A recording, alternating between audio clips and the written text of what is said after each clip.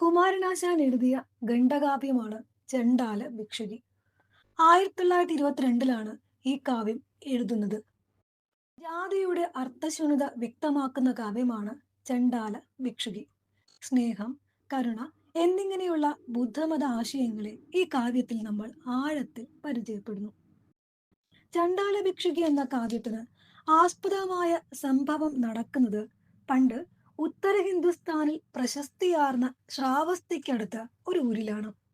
ഒരു ഉച്ചവെയിലിൽ ഭൂമിയും പക്ഷിമൃഗാദികളും ദാഹിച്ച് വരണ്ടു നിന്ന സന്ദർഭത്തിൽ ജാതിയിൽ താഴ്ന്ന മാതങ്കിയോട് ഉന്നത കുലജാതനായ ആനന്ദ ഭിക്ഷു കുടിക്കാൻ ഒരു തുള്ളി വെള്ളം ചോദിക്കുന്നിടത്ത് നിന്നാണ് കാവ്യം തുടങ്ങുന്നത്. ദാഹിക്കുന്നു ഭഗിനി കൃപാരസ മോഹനം കുളി തണ്ണീരിതാശു നീ ഓമലെ തരുതെല്ലെന്നതു കേട്ടൊരാ മനോഹരിയമ്പരന്നോതിനാൽ അല്ല എന്തു കഥ ഇതു കഷ്ടമേ അല്ലലാലങ്ങു ജാതി മറന്നിതോ. ദാഹത്താൽ അങ്ങ് ജാതി മറന്നുവോ എന്ന് ഉയർന്ന കുലജാതനായിട്ടുള്ള ആനന്ദ ഭിക്ഷുവിനോട് മാതങ്കി ചോദിക്കുകയാണ്. അന്നേരം അദ്ദേഹം മറുപടി പറയുന്നത് ഇങ്ങനെയാണ്: ജാതി ചോദിക്കുന്നില്ല ഞാൻ സോദരി, ചോദിക്കുന്നു നീർ നാവു വരണ്ടഹോ, ഭീതി വേണ്ട തരികതെനിക്കു നീ. ഞാൻ എന്താണ് ജാതിയല്ല ചോദിക്കുന്നത്, വെള്ളം മാത്രമാണ്, ഒരു തുള്ളി വെള്ളം മാത്രമാണ് ഞാൻ ചോദിക്കുന്നതെന്ന് മാതങ്കിയോട് ആനന്ദൻ എന്ന ബുദ്ധഭിക്ഷു മറുപടി പറയുകയാണ്. ദാഹിച്ചു വലഞ്ഞ ആനന്ദൻ എന്ന ബുദ്ധഭിക്ഷു മാതങ്കി എന്ന ചണ്ഡാല യുവതിയിൽ നിന്ന് ദാഹജലം സ്വീകരിക്കുന്നു. ജാതി വിവേചനം രൂക്ഷമായ അക്കാലത്ത് മാതങ്കിക്ക് ഇതൊരു പുതിയ അനുഭവമായിരുന്നു. അന്നത്തെ രാത്രി അവൾക്ക് ഉറങ്ങാനേ കഴിഞ്ഞില്ല. നേരം പുലർന്നപ്പോൾ മാതങ്കി ആനന്ദൻ എന്ന ബുദ്ധഭിക്ഷുവിനെ തേടിയിറങ്ങുന്നു. ഒടുവിൽ ബുദ്ധവിഹാരത്തിൽ എത്തിച്ചേർന്ന് അവൾ ശ്രീ ബുദ്ധന്റെ അനുഗ്രഹം സ്വീകരിക്കുകയാണ്. അങ്ങനെ ഭിക്ഷുണിയായിട്ട് മാറുകയാണ്. ചണ്ഡാല സ്ത്രീ ഭിക്ഷുണിയായി മാറിയ കഥയറിഞ്ഞ് ജാതി ഹിന്ദുക്കൾ രാജാവായ പ്രസേനജിത്തിനെ വിവരമറിയിക്കുകയും രാജാവ് വിവരം തിരക്കി ബുദ്ധവിഹാരത്തിലെത്തുകയും ചെയ്യുന്നു. ശ്രീബുദ്ധൻ രാജാവിനെ ജാതിയുടെ നിരർത്ഥകത ബോധ്യപ്പെടുത്തുന്നതാണ് നമുക്ക് പഠിക്കാനുള്ള പാഠഭാഗം. മാതങ്കിയുടെ ബുദ്ധവിഹാര പ്രവേശനത്തെ പറ്റിയുള്ള ആക്ഷേപങ്ങൾക്കെല്ലാം അടിസ്ഥാനം അവളുടെ ജാതിയായിരുന്നു. എന്നാൽ ജാതി മനുഷ്യന് എന്ത് മേന്മയാണ് നൽകുന്നത് എന്ന് ബുദ്ധൻ രാജാവിനോട് ചോദിക്കുന്നു. എന്തു പറവു എന്തോർപ്പു ജാതി ഹന്ത വിടംബനം രാജൻ. വിടംബനം എന്ന് പറഞ്ഞ പരിഹാസം. എന്തൊരു പരിഹാസമാണ് രാജൻ ഈ ജാതി എന്ന് പറയുന്നത്. മനുഷ്യൻ അവന്റെ ശബ്ദത്തിന്റെ പ്രതിധ്വനിയോട് ക്രോധിക്കുന്നത് പോലെയാണ്, ദേഷ്യപ്പെടുന്ന പോലെയാണ് ഈ ജാതി കൊണ്ട് മനുഷ്യൻ പരസ്പരം വേർതിരിഞ്ഞു നിൽക്കുന്നത്.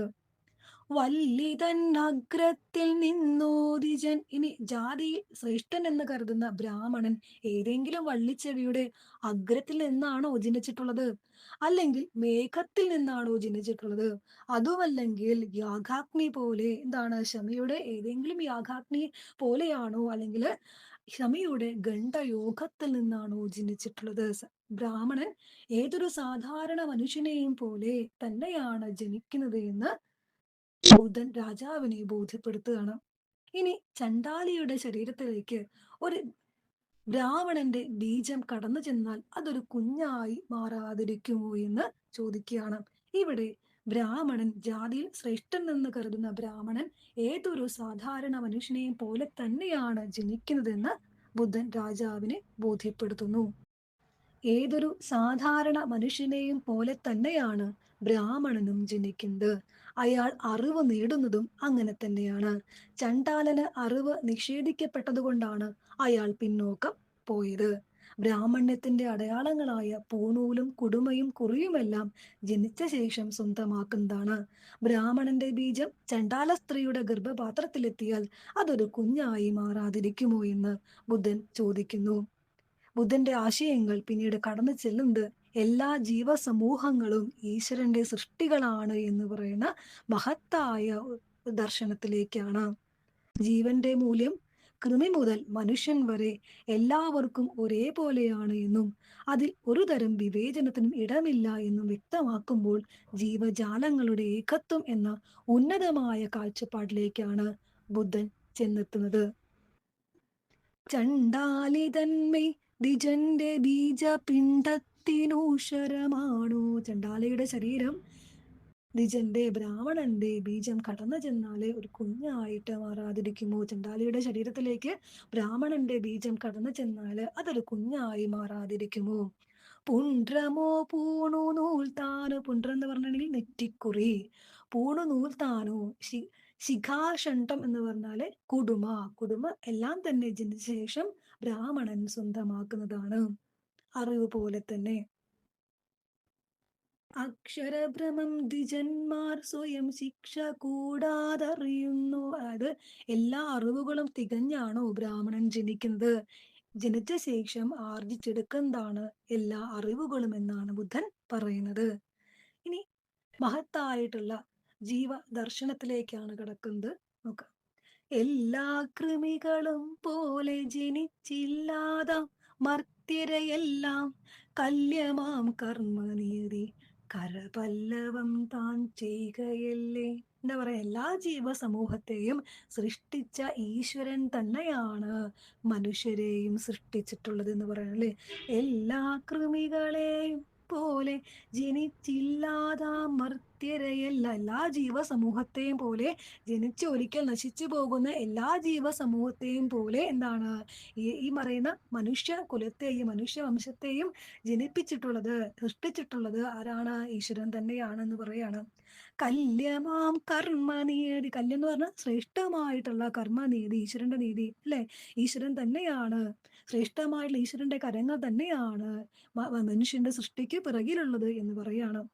കല്യമാം കർമ്മനീതി കരപല്ലവം താൻ ചെയ്യുകയല്ലേ. മുട്ടയായും പുഴുവായും നിറം പെട്ട ചിറകുകളാർന്നു ചട്ടറ്റ വിണ്ണിൽ പറന്നു മല മട്ടുണ്ണും പൂമ്പാറ്റയായും പോകുന്നിതു മാറി മാറി പല പാകത്തിലേക ബീജം താൻ.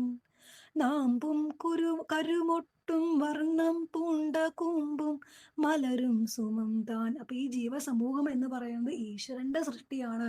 ഈശ്വരന്റെ സൃഷ്ടിയുടെ വ്യത്യസ്തമായിട്ടുള്ള രൂപങ്ങളെയാണ് നമ്മൾ പൂമ്പാറ്റയായിട്ടും പുഴുവായിട്ടും നമ്മൾ കാണുന്നത്. ഈശ്വരന്റെ വ്യത്യസ്തമായിട്ടുള്ള രൂപങ്ങളെയാണ്, സൃഷ്ടിയുടെ വ്യത്യസ്തമായിട്ടുള്ള രൂപങ്ങളെയാണ്, ജീവന്റെ രൂപങ്ങളെയാണ് നമ്മൾ പ്രപഞ്ചത്തിൽ ഒന്നാകെ കാണുന്നത്. നെല്ലിൻ ചുവട്ടിൽ മുളയ്ക്കും കാട്ടുപുല്ലല്ല സാധു പുലയൻ. അപ്പോ ഒരു പുലയൻ എന്ന് പറയുന്നത് നെല്ലിന്റെ ചുവട്ടിൽ മുളയ്ക്കുന്ന ഒരു കാട്ടുപുല്ലൊന്നുമല്ല, ഈ പറയുന്ന ഈശ്വരന്റെ സൃഷ്ടി തന്നെയാണ് എന്നാണ് ബുദ്ധൻ ആരോട് പറയുന്നത്?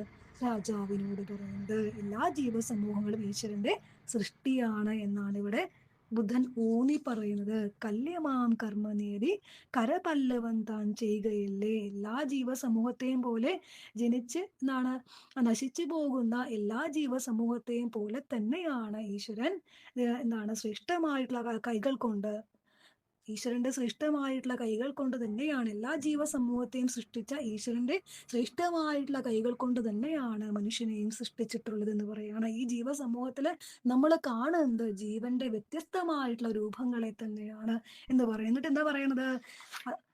നെല്ലിന്റെ ചുവട്ടിൽ മുളയ്ക്കുന്ന കാട്ടുപുല്ലല്ല സാധുപുല എന്ന് പറയുന്നത്. അതുകൊണ്ട് തന്നെ ഈ ജാതിയുടെ പേരിൽ മനുഷ്യരെ തിരിച്ചു നിർത്തുന്നത് തികച്ചും ഒരു പ്രഹസനം തന്നെയാണ്. എന്തടിസ്ഥാനത്തിലാണ് മനുഷ്യനെ ജാതിയുടെ പേരിൽ വേർതിരിച്ചു നിർത്തുന്നത്? കാരണം നെല്ലിന്റെ ചുവട്ടിൽ മുളച്ച ഒരു പുല്ലൊന്നുമല്ല സാധുവായിട്ടുള്ള പുലയൻ എന്ന് പറയാണ്.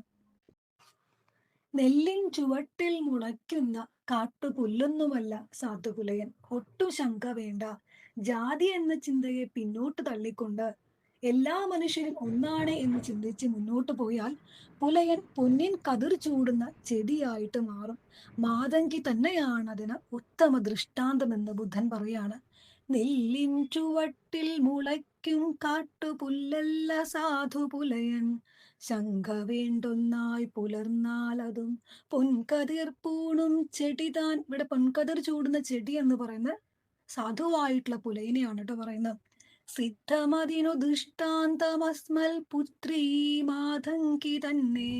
അപ്പോ ജാതിയില്ലാതെ എല്ലാ മനുഷ്യരും ഒന്നായിട്ട് മുന്നോട്ട് പോയാല് പുലയൻ പൊൻകതിർ ചൂടുന്ന ചെടിയായിട്ട് മാറും. അതിന് ഉത്തമ ദൃഷ്ടാന്തമാണ് മാതങ്കി എന്ന് ബുദ്ധൻ പറയാണ്.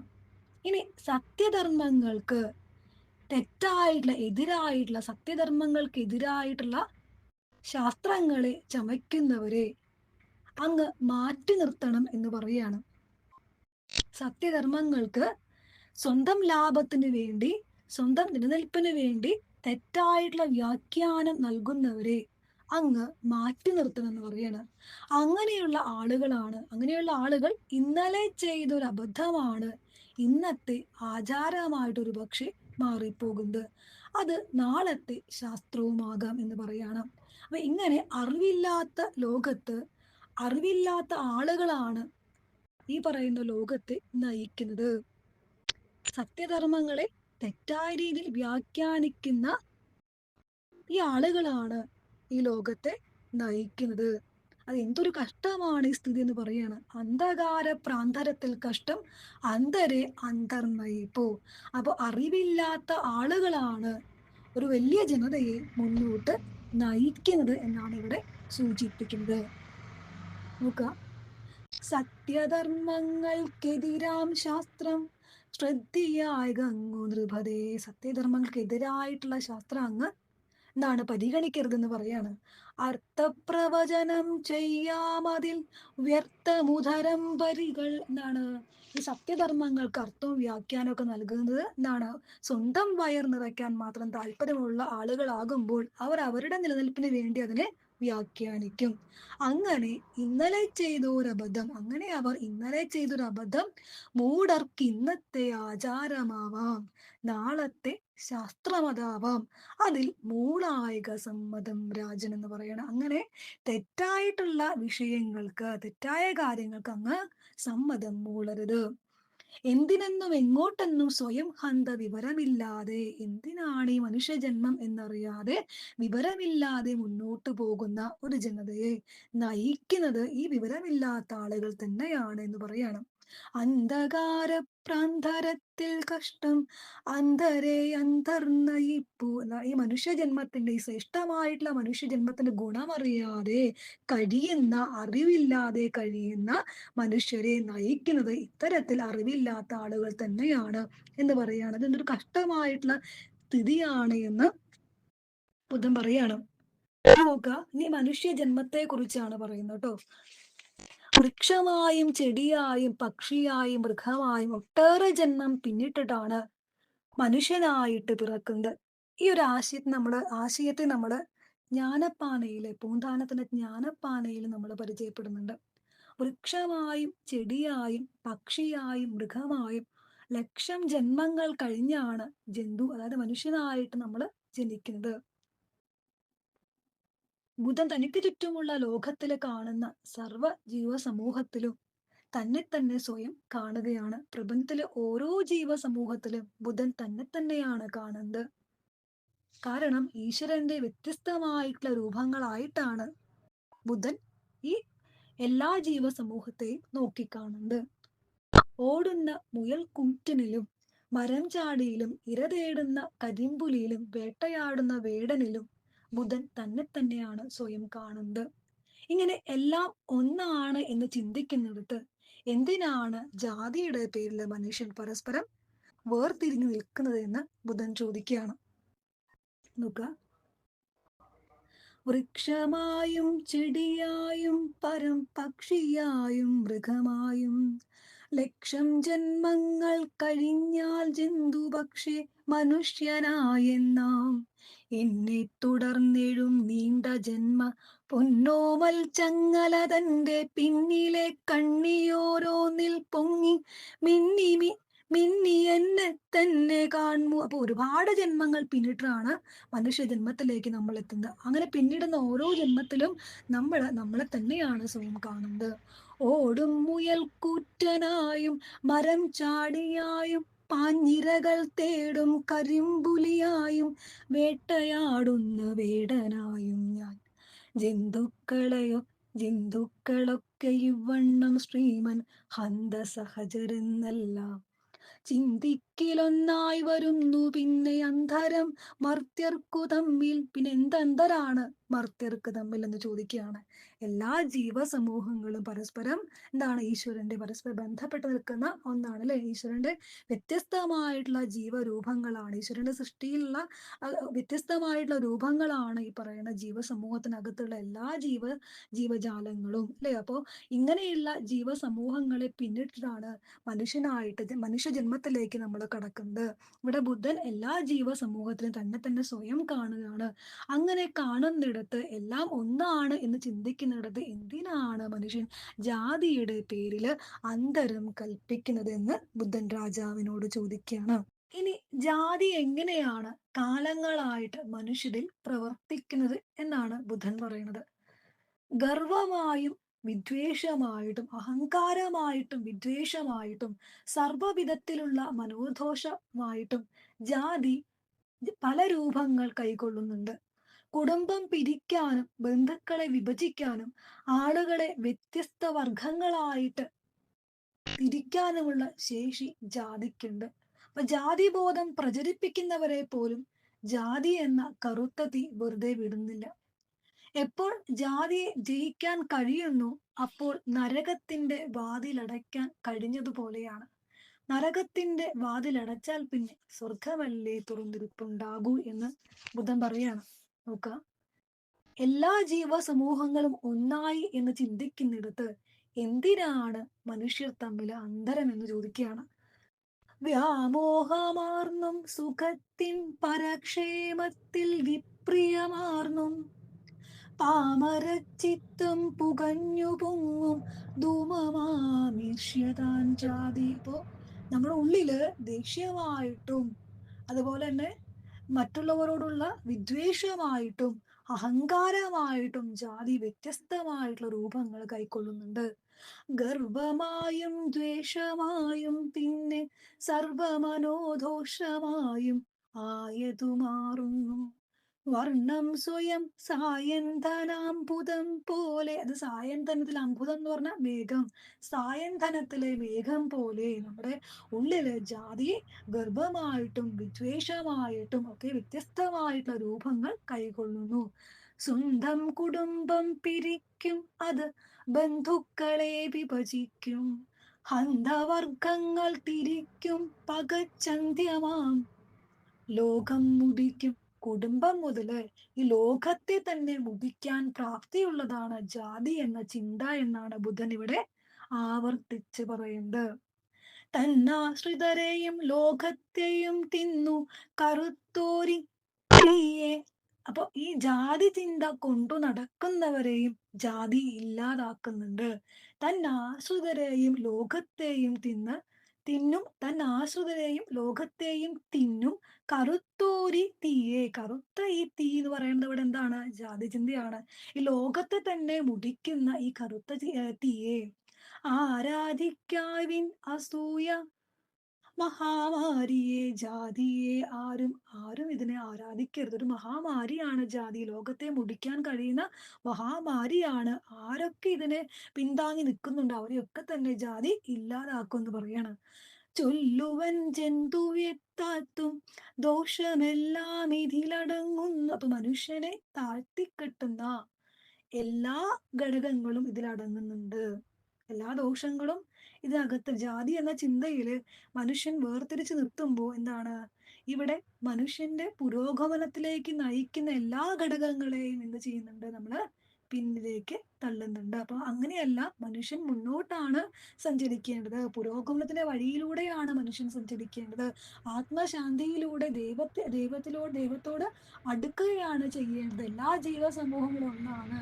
എല്ലാ സമൂഹത്തോടും കരുണയും സ്നേഹവും അനുകമ്പയും കലർന്ന മനോഭാവമാണ് മനുഷ്യനുണ്ടാകേണ്ടത് എന്ന് പറയുന്ന ബുദ്ധമത ആശയത്തിന്റെ അടിത്തട്ടിലേക്കാണ് ഈ കവിത നമ്മളെ കൊണ്ടുപോകുന്നത്. എന്താണ്? ഈ രാക്ഷസിയെ ജയിച്ചാൽ ഘോര നാരക ദ്വാരമടഞ്ഞു. അപ്പൊ നമ്മൾ ജാതി എന്ന ചിന്തയെ നമ്മൾ ജയിച്ചു കഴിഞ്ഞാൽ സ്വർഗത്തിന്റെ വാതിലാണ് നമുക്ക് മുന്നിൽ തുറക്കുന്നത്. അപ്പൊ ജാതി എന്ന ചിന്തയെ മറികടന്നുകൊണ്ട് സർവ്വജീവ സമൂഹങ്ങളും ഒന്നാണ് എന്ന ചിന്തയിലേക്കാണ് ഈ കവിത നമ്മളെ കൊണ്ടുപോകുന്നത് കേട്ടോ.